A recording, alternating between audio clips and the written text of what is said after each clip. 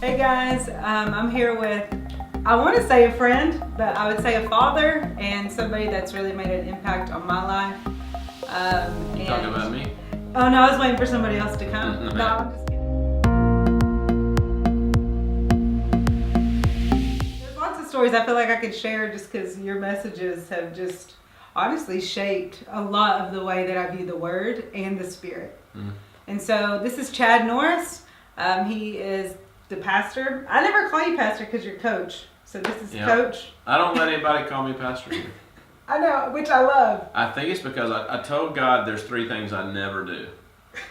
I would never homeschool my kids. I would never move back to my hometown. And I'd never pastor a church. So one of the ways I can get God back is just say, well, just call me coach instead of pastor. Right. But I think that's great. And he also has like a podcast, a YouTube channel called Coach and Joe, which I watch on the regular. And so, so I wanted to just bring Chad on because I think, first of all, he carries something that our generation needs to hear. And I feel like our generation, I think you said it this way, they're a hand-me-down. Is that what I'm trying to remember, like a trust fund kids? And it like rakes me every time because I'm just like, oh, it's so true. And you see it the more you travel and the more you get to know people, is this mindset that says, I just want it to be handed to me. Yeah, if you're not careful, you'll expect in your 20s what your parents got in their 60s. And it's a spirit of entitlement that, you know, a lot of people, they think that I'm mean when I start talking about challenging stuff. The truth is, God's paradox, and Right. He's invitation and challenge. And I just noticed in your generation, a lot of times what's seen, it's called like legalism or it's too harsh, is actually just straight old fashioned challenge. Right. You even mentioned in there, and we talked. You said it's tough on your flesh. You said, Yeah, it's offensive to your flesh. Like I've decided this is how I describe you and a couple other people that I feel like are just speaking this. I don't even know what to call it. It's just spirit and truth is all it is. Yeah. But we want to make it something bigger, but that's really all you carry. But I always tell people, I'm like, if there's any ounce of flesh in you that's still alive, or an ounce of like the spirit of religion, like it will slay that thing. Do you know, I believe if Paul could manifest in Pastor Bridgeway, there'd be less than 20 people at it. I really do believe that. If you read his letters, it's kind of tough. I think as long as you do it through a lens of compassion and gentleness and empathy, what's happening, what you're picking up on, the Father is actually redirecting the hyper grace stream into truth. The fear of the Lord's returning to the church. And a lot of this hyper grace stuff, it's not even Christianity. It's the gospel has become in many ways a form of therapy. That the gospel cost me everything. And to the flesh that feels offensive. So I don't want to get off on a tangent, but a lot of what you're picking up on when you travel and stuff is that hyper grace stream is being eradicated by the Father right now. Right. And grace and truth. You're seeing a movement of word and spirit collide. You know, evidence of this is the Holy Spirit is going into cessationist churches. And erupting. Yeah, and I don't want to name names, but there's been some cessationist churches in the past that even recently are seeing things that they've never seen. You know what God's doing? He is saying to that hyper grace stream, like it is a balance between word and spirit, and He's putting His presence in the dry clay places, and we're seeing like literal healings, signs, wonders manifest. I love it. It's so wild. I love it because it's really at the end of the day, like I don't know, He's just so big, and I think you say that often. You're like, He's a very big God that chose to come small in a woman's womb and come as a human, tiny enough to get into a teenager's belly, big enough to create you. Every cell in your body, He knows how many hairs are on your head. And I lose lots of hairs, and He's just like, it's okay. See, you know what happens though, if we're not careful? Most humans are drawn towards ditches. And we tend to think all the time, either or. So He's got to be huge. So you see in the Reform movement, a lot of Calvinistic preachers talking about how huge God is. Well, of course He is. Well, the other side is He's small enough to get into Mary's belly, be intimate with me, where I can actually step into hearing His voice, walking in literal power, literally seeing blind eyes open. You say, which is it? Is He big or is He small? It's both and. Yes. I've noticed, though, all over the world, people really struggle with both and. They don't like it. No. And I don't know do you think it's because we like literally, like we want to attach to one thing and be like that, okay, we figured it out. And then he's like, oh, and by the way, I'm also this. And you're like, ah! I've heard someone recently say that men struggle with a couple of things in their lives, and women struggle with a couple, that being a control with women. It's not women, it's men and women. We want a God we can control, a theology we can control. Yeah. We want to make God in our own image. And paradox is a lot like a diamond. If you take a diamond and you turn it, there's many angles to it. Paradox keeps me out of getting stuck on one mindset. Right. In a ditch. Wigglesworth prophesied in the late 40s, I believe. He said the greatest move of God that will ever hit the earth is when Word and Spirit come together. You know another way to say that? God's biggest move will be through paradox. Right. And I love that. Like, is it one of y'all's core values as a church? Is paradox. It's Word and Spirit. Well, all 5 core values are paradoxical. They're all paradoxical. And Word and Spirit's the first one. Temple, home, individual, indivisible, relationship, and responsibility. Yeah, it's so, I love it. It's I think it's because we're all wanting to go, okay, this is it, which is just control. It's a control issue. Uh-huh. And then he's like, and actually I'm also this. And he's constantly like, and this, and this. I'm your best friend. I'm your father. I'm this. Mm-hmm. And I can be all of them. He says to Simon Peter, who do you say that I am? Simon says, you're the Messiah. Do you remember what the Lord said to him after he said that? Who showed this to you? He said, you only know this. You only know that because my father? Yep. But then so that's very invitational, very welcoming. He goes, he's proud of Simon. He's very connecting. Right. In the next sentence, get behind me, Satan. He's talking to Simon. So he's full of invitation, and then he'll challenge you. The Father is a chocolate-covered razor blade. And see, the hyper grace stream says there is no razor blade. Let me tell you something. You got blind spots, girl, and so do I. Yeah. And you're not wired to know what they are. You need community. You need the Father. Most of us take shame coverings to the Father. We got so many fig leaves on. We look ridiculous.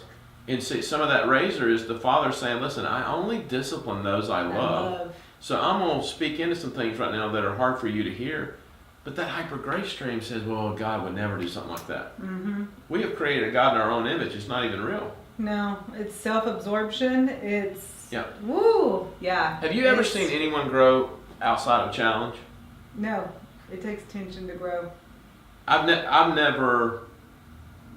don't know of anyone that grows without challenge. Nope.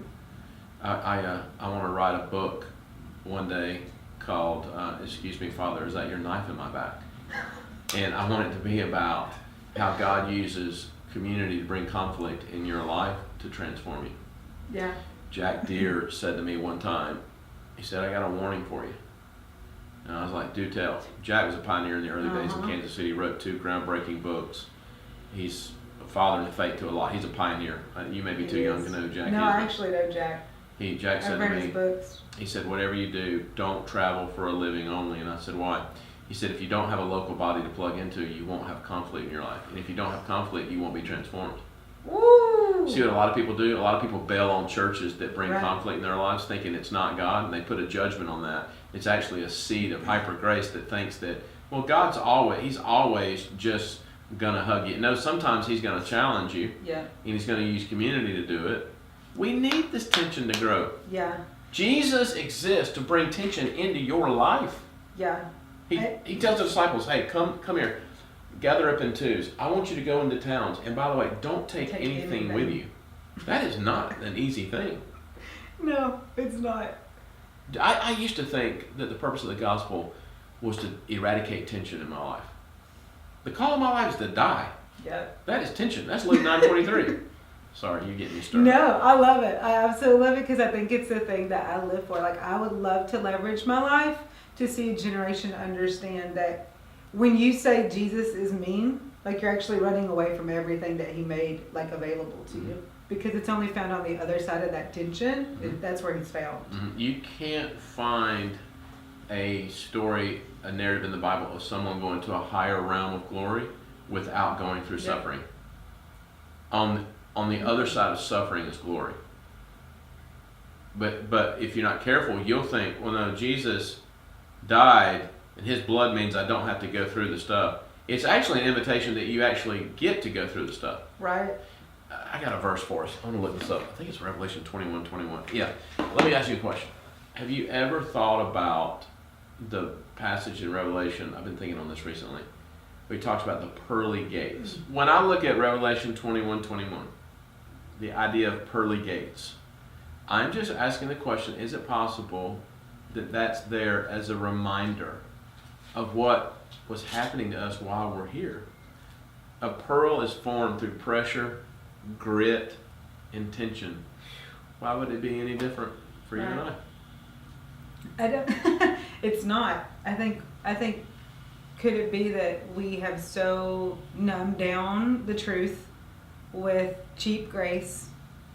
And I don't say that in a mean way, but I think we have proposed grace as cheaply instead of costly. Like, it cost the Father so much to send Jesus, his only begotten Son. So why wouldn't it cost us something as well? Jesus preached a message that in John 6, many disciples deserted him. Not people. Yep. Disciples. They said, this teaching has become too hard. The Lord was so secure in his own identity in the Father. You know what he said? Hey, Simon, he picks his number one disciple. You going to leave me too? Yep. So, I get a kick out of people who celebrate that they're the fastest growing church in America or whatever. I think if Jesus Christ pastored our churches, it would decline in numbers. Yep. I really do. I think that the Father is bringing back the Bonhoeffers. Cost of discipleship. I'm reading that right now. Of course you are. It's so good. And it's so slaying in a good way to be like, that is, I agree. I think that's coming back. And it's that cheaply costly grace. And what is a disciple? How would you define a disciple? It is someone that has laid their life down to come into covenant with Jesus Christ and be the weaker party in the covenant where you have no more rights. You go where he says, when he says, how he says. And your life is completely sold out to following him as a person, not an ideology or not a theology. So really, like, to me, the rich young ruler is an interesting story because if he would have given up what he could control, he would have gotten something in return. The message of the gospel is for me to lay my life down. Yep. To die. Mm-hmm. To die. Resurrection power can only hit someone who's dead. Yeah. Wait, there's a friend of mine at my house the other night, and he was just talking about the process of his own Luke 9:23 death right now. And he said, I'm just being too loud as I'm dying. And I thought, yeah, you are. Graham Cook one time, his mentor, said, you're squealing like a pig when you die. Stop squealing. Yeah. Oh. What's the purpose of death, though? Life. Resurrection. So Paul boasts in his weakness, but then he goes to Malta and heals everyone on the island. So the byproduct of death is what? Fruit. Power. Fruit. Instead of like looking at the process of death as a bad thing, this Philippians 2 thing, if I'm being emptied of me, it's because he wants to be the point of my narrative. Right. You say death, it seems kind of like, ugh. But then you realize, man, I'm happy, I'm free. Right.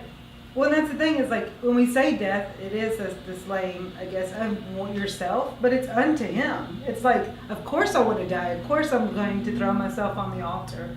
And honestly, you're right. I've told everybody in my life, probably in the last 3 months, that I've been on the chopping block. Yeah. Like he is just like going after thing after thing after thing, and I've invited it.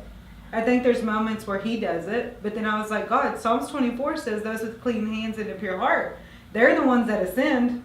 And so I want to ascend, so therefore cleanse me. Die. Like cut the vine. Cut the vine. John 15, 1-5, this idea of catharsis.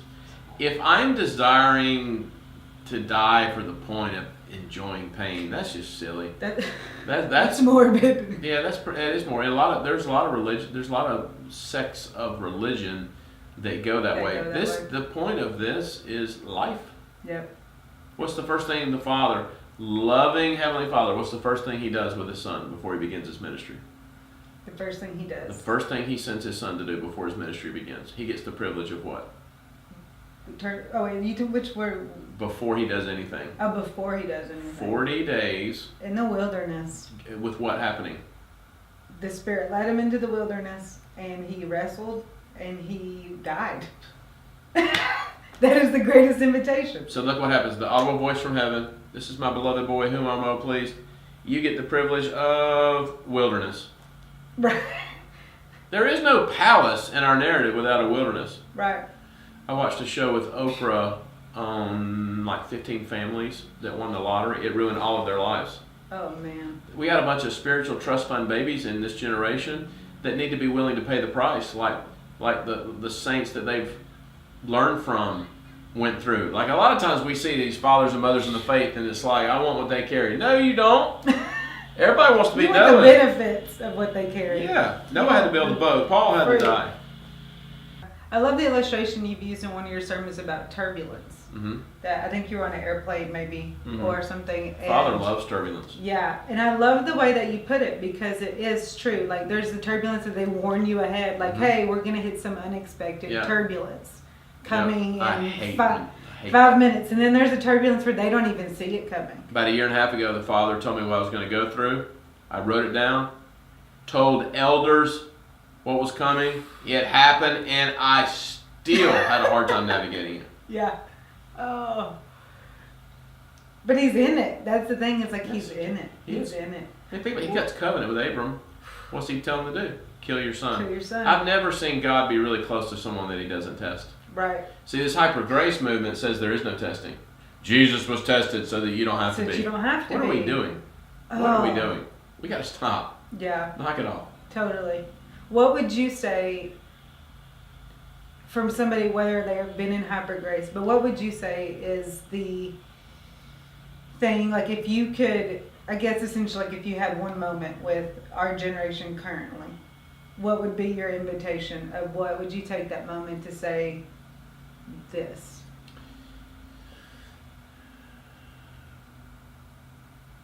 Until the supreme purpose of your life is intimacy with the Father, you will never find contentment. He prophesied it way before the cross, Jeremiah 9. Let anyone that boast about this, that you're intimately connected to me. Yep. Hosea 4:6 says, my people die from lack of knowledge. Root word of knowledge there is yadah, the idea of intimacy. Paul says at the end of his life, in a jail cell, I want to gnosko Jesus. I want to know Christ. Mm. I am not down here to do anything for him. I'm not. You know what's crazy? It's actually that'll mess people up. It's just disgusting though, honestly, because a lot of ministry has just become prostituted relationship with God, where I want to connect with him with something I can do. You know how you know you're growing with the Father? You desire smaller moments with him than the bigger moments. Smaller moments of connection and community. The solitude walks. The moments not on camera that I heard you say something in there when you talked about how God had used me in your life, and I just heard him say something to me about the sharpness of the gospel and the words. It's these moments that have nothing to do with stages or even influence. Yeah. I think Jesus, what drove him his whole life was intimacy with the Father. It still does. Seriously. And the Father knows who's pure with this. Like when you're full of gratitude, God will take care of everything for you. You don't even have to ask him for it. Right. That when Dr. Billy Graham went to heaven, I had an encounter with the Father on my couch. And I was frozen on my couch. And he said, this next move is about my friends. I saw when Dr. Graham went to heaven that there was a shift of an assignment on the earth. It's about friendship. Yeah. He wants his friends back. Right. He's a father. Oh, He's a father. I love it. I absolutely love it. He's not an employer. He's a father. He's not. A lot of his kids, they want to just do great things for him. He wants to be with you, with us. Right. And I love what you said, that it's not, he didn't bring us down here for what we can do for him. Like, he just wants friendship. He just wants kids. He always has. And it's like, that is literally, I think it messes with people if you have works mentality or you have like, I'm going to earn his love, I'm going to earn this friendship, that will ruffle your feathers. Chesterton said, every man that knocks on the door of a brothel is searching for the Father. Who was it? Augustine says we have a vacuum-sized hole in our hearts. I remember giving someone a word of knowledge about a horrific mistake that this person made, and I saw a picture. and no one knew. God showed it to me. I saw a picture of the Lord sitting with this person and was with this person in the middle of the mistake. And God gave me a location, He gave me details, Oh, wow. and the person just really began to weep. And that person realized in one moment, He's with us in our mistakes. He's not scared of our shame coverings. Right. All He wants is connection. He's designed for connection. This is why social media has exploded. Social media, at its core, is a platform to connect. That's all it is. That's what we want. We're starting to connect with the Father. We Right. want to connect with each other and the Father. That's why I'm here to help people walk in friendship with God. That's it. Our one word is friendship. Yeah, and I love that. And I think it's a core message it's timely for where we are in the body. It's timely. It's just time. He wants his friends back. So I have no idea how to end this, but I do have one question for you. Because I usually ask everybody this question. Mm-hmm. If you could have, in this season of life, because I'm sure it could be an assortment Mm-hmm. of people, but in this season of your life, your current season, if you could have any 3 people at the same table, who would you want there? Dead or alive? Up to you both. If I could have a meal with any 3 people, who would it be? Yeah. My grandmother, Jane, Jesus. It can only be one more. I mean, I'm going to put myself at the table just because I can. But You're there. I would pick Wendalina, Jane, and Jesus. and who is that? My wife, Wendy. Oh, gotcha, Yes. Wendy. Yes. Okay. And Jane. And Jesus. That's awesome. Mm-hmm. That's cool. Yes. And I would want to pick the food because the Lord would probably pick something healthier for my temple than I would. And so I'd want to be in charge of that. You're like, and I get to plan this. Yes. And it's going to involve bread. I had a dream not too long ago. A cheeseburger was chasing me, trying to kill me. Cheeseburger was chasing me. I was Yeah, like, because no more fat pastor. no more fat pastor. Check it out on Instagram. Move around a little bit. Yeah. Eat a little less food. Yep. I'm in a battle with a Puerto Rican filmmaker named Armando Ramos. We have to weigh in front of the church on Christmas. What? I didn't realize this was happening. Yeah, and we're kind of in a stall phase right now. When football season's here, it just makes you want to eat carbohydrates. Yep. Chips. And Somebody asked me the other day, so what do you think about keto? I said, I think it's demonic. And it's like, what do you mean? I was like, well, Jesus is the bread of life.